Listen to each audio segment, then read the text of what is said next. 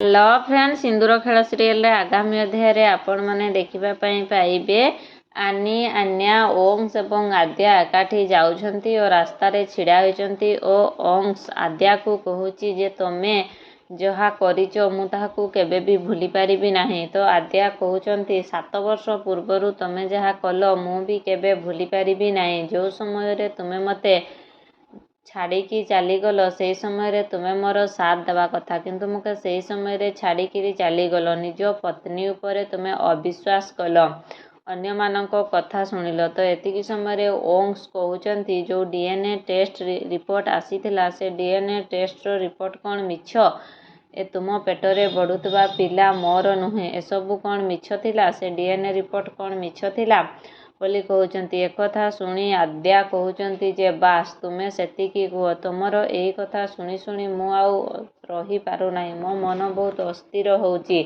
आज को 7 वर्ष हो गला तथापि मध्य तमे सुधुरिलनी कि सुधुरिबा पई चेष्टा भी कल नाही। एक कथा आनी एवं आन्या शुणी देइछंती सेमाने गाड़ी भितरे सोई पड़िथिबार एक्टिंग करुथिले।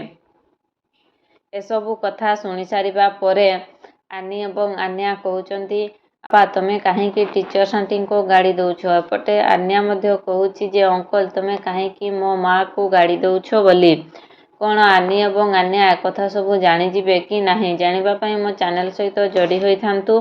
चैनल रे नुआ आसीथिले चैनल को सब्सक्राइब कर दियंतु और पाखरे थिबा नोटिफिकेशन बेल को क्लिक कर दियंतु।